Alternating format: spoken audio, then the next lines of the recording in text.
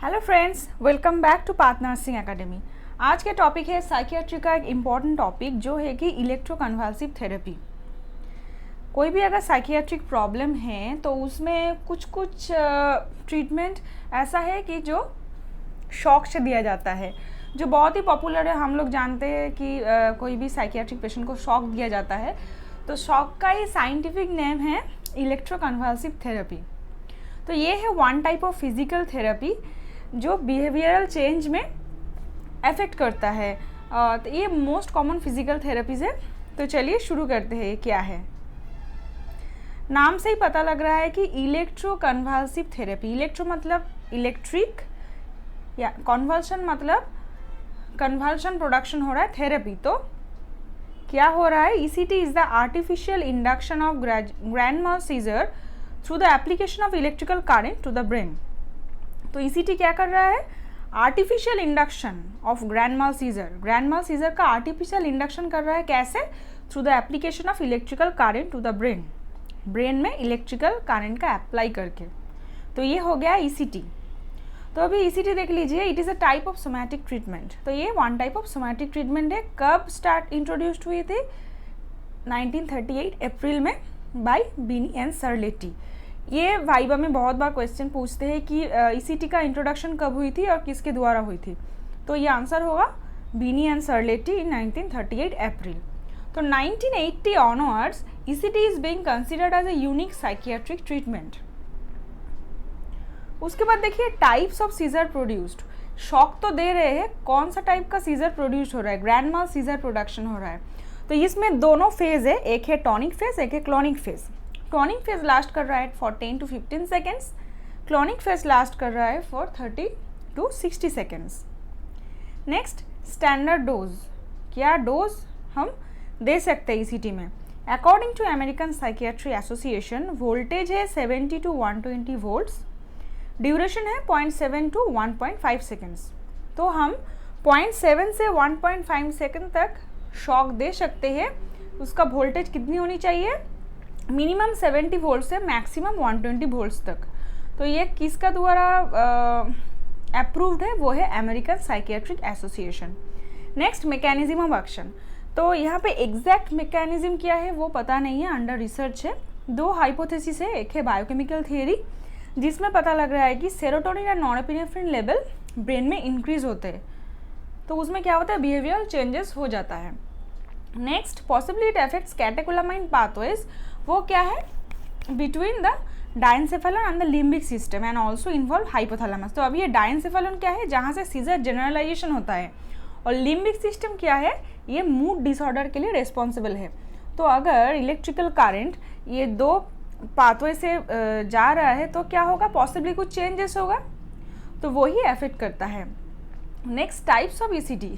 दो टाइप का ECT है, एक है डायरेक्ट ECT जिसमें क्या होता है, absence of anaesthesia and muscular relaxation. तो इसमें कुछ भी नहीं दिया जाता है, डायरेक्ट दिया जाता है ECT। तो ये अभी कॉमनली यूज़ नहीं होते हैं। इनडायरेक्ट ECT और मॉडिफाइड ECT जो है कि drug induced muscular relaxation with general anaesthesia दिया जाता है, यही कॉमनली यूज़ होता है। तो अभी है क्या, फ्रीक्वेंसी एंड नंबर। फ्रीक्वेंसी कितने होते हैं? 3 times पर वीक और एज इंडिकेटेड। हफ्ते में 3 बार दे सकते हैं, और एज इंडिकेटेड और एज ऑर्डर्ड बाय फिजिशियन वैसे ही हम देते हैं फ्रीक्वेंसी। टोटल नंबर क्या है? 6 to 10, मैक्सिमम 25 एज इंडिकेटेड, जितना इंडिकेशन है। उसके बाद एप्लीकेशन ऑफ इलेक्ट्रोड्स। कैसे किया जाता है इलेक्ट्रोड्स का एप्लीकेशन? ये बहुत ही इंपॉर्टेंट है, क्योंकि अगर सही तरह से एप्लीकेशन नहीं किया जाएगा तो काम कैसे होगा। तो सबसे पहले देख लीजिए बाईलैटरल। बाई मतलब दोनों तरफ। Each electrode is placed 2.5 to 4 centimetre यानी कि 1 to 1.5 inch above the mid point of on a line joining the tragus of the ear and lateral canthus of the eye. तो क्या होगा, ईयर का जो ट्रैगस है मतलब नीचे वाला जो पोर्शन, मतलब जहाँ पे हम क्या होता है ईयरिंग पहनते हैं, वो वाला पोर्शन से लैटरल कैंथस ऑफ द आई तक एक पॉइंट ड्रॉ करते हैं। ठीक है, उस पॉइंट के कितने ऊपर, 2.5 to 4 सेंटीमीटर ऊपर हमें इलेक्ट्रोड दोनों साइड पे प्लेस करनी होगी। तो ये हो गया बाईलैटरल ECT। अभी यूनिलैटरल ECT क्या है?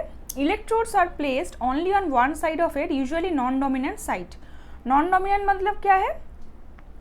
कोई भी अगर मतलब सोच लीजिए हम लोग राइट हैंडेड है तो हमारा कौन सा साइड का ब्रेन एक्टिव है, लेफ्ट साइड का। कोई भी अगर लेफ्ट हैंडेड है तो उसका डोमिनेंट साइड क्या होगा, राइट। ऑपोजिट साइड ब्रेन काम करते हैं, इसीलिए हम ऐसे मतलब हैंडेड होते हैं, तो नॉन डोमिनेंट साइड पे देना पड़ेगा। तो राइट हैंडेड इंडिविजुअल कोई भी अगर है उसका राइट साइड पे देना होगा। It is safer with much fever side effects. तो बाइलेटरल से यूनिलेटरल ज़्यादा सेफ है, इसका साइड इफेक्ट्स भी बहुत ही कम है। पर्टिकुलरली फॉर मेमोरी इम्पेयरमेंट ज़्यादातर यूज़ किया जाता है और इफेक्टिव भी है। उसके बाद इंडिकेशन, कब कब हम ECT यूज़ कर सकते हैं। एट फर्स्ट मेजर डिप्रेशन, कोई भी अगर मेजर डिप्रेशन है, सोच लीजिए कि सुइसाइडल रिस्क है, पेशेंट स्टूपर में है, poor intake of food and fluids है, कोई भी साइकियाट्रिक फीचर्स है, ड्रग्स नहीं लिया जा सकता है और ड्रग्स कंट्रा इंडिकेटेड है, तभी हम ECT यूज़ कर सकते हैं। उसके बाद सीवियर कैटाटोनिया यानी कि फंक्शनल स्टूपर हो सकता है, poor intake of food and fluids, unsatisfactory response to drug therapy और ड्रग का कुछ साइड इफेक्ट्स है, तभी हम ECT यूज़ कर सकते हैं। उसके बाद सीवियर साइकोसिस यानी कि सिजोफ्रेनिया और मैनिया कुछ भी है, इसमें भी क्या है, suicide, homicide, danger of physical assault, ऐसा कुछ है, कुछ डिप्रेसिव फीचर है, तो उसमें हम ECT यूज़ कर सकते हैं। ऑर्गेनिक मेंटल डिसऑर्डर्स, वो मूड डिसऑर्डर भी हो सकता है, साइकोसिस भी हो सकता है। नेक्स्ट एंटी डिप्रेशन थेरेपी, तो कोई भी एंटी डिप्रेशन थेरेपी अगर हम देने के सोच रहे हैं तो डॉक्टर ज़्यादातर ECT ही प्रेफर करते हैं। तो ये हो गया टोटल इंडिकेशन, इस कंडीशन में हम ECT दे सकते हैं। अभी आ जाता है कंट्राइंडिकेशन। सबसे पहले और इम्पॉर्टेंट कंट्राइंडिकेशन है रेज्ड ICP, जो है कि एब्सोल्यूट कंट्राइंडिकेशन। ICP मतलब क्या है, intracranial pressure, intracranial pressure increase होता है। उसके बाद क्या है, कुछ रिलेटिव कंट्राइंडिकेशन है, जो है कि सेरिब्रल हेमोरेज हो सकता है, एक्यूट मायोकार्डियल इन्फेक्शन हो सकता है, कंजेस्टिव हार्ट फेलियर हो सकता है, रेटिनल डिटैचमेंट, ब्रेन ट्यूमर, ये सब कंट्राइंडिकेशन है। तो ये सब अगर होती है तो हम ECT नहीं देंगे, क्योंकि ब्रेन में दे रहे हैं ना, तो ब्रेन में कुछ प्रॉब्लम है, तो ये एब्सोल्युटली कंट्राइंडिकेटेड है। नेक्स्ट कॉम्प्लिकेशंस, ECT का एक इम्पॉर्टेंट चीज़ ये है कि इसका ज़्यादातर कुछ कॉम्प्लिकेशन है ही नहीं, लाइफ थ्रेटनिंग कॉम्प्लिकेशन तो रेयर है। उसके बाद क्या है, ये ब्रेन डैमेज भी नहीं करता है। फ्रैक्चर्स होता है कोई भी एल्डरली पेशेंट में जिसका ऑस्टियोपोरोसिस है।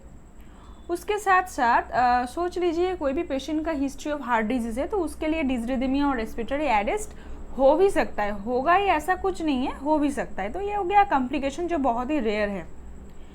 अभी आ जाता है साइड इफ़ेक्ट्स। तो ECT का साइड इफ़ेक्ट्स क्या क्या है, कोई जनरली हम बिहेवियर चेंजेस में करते हैं, मेमोरी इम्पेयरमेंट में है तो हम यूज़ करते हैं। तो इसका साइड इफ़ेक्ट्स क्या होगा, मेमोरी इम्पेयरमेंट हो सकता है, ड्राउजीनेस हो सकता है क्योंकि एनेस्थेशिया का इफेक्ट हो सकता है, हेडेक हो सकता है, मस्कुलर रिलैक्सेशन हम दे रहे हैं उसकी वजह से भी हो सकता है, ड्राइनेस ऑफ माउथ हो सकता है, टंग बाइट हो सकता है, वॉमिटिंग हो सकता है। तो ये सब जो साइड इफेक्ट्स है ना, इसको आपको किसके साथ मिलाना होगा, जनरल एनेस्थेशिया दे रहे हैं, मस्कुलर रिलैक्सेशन दे रहे हैं, तो ये सब दे रहे हैं ना, तो इसके वजह से क्या होगा, चेंजेस होगा बॉडी में, तो वही साइड इफेक्ट्स है।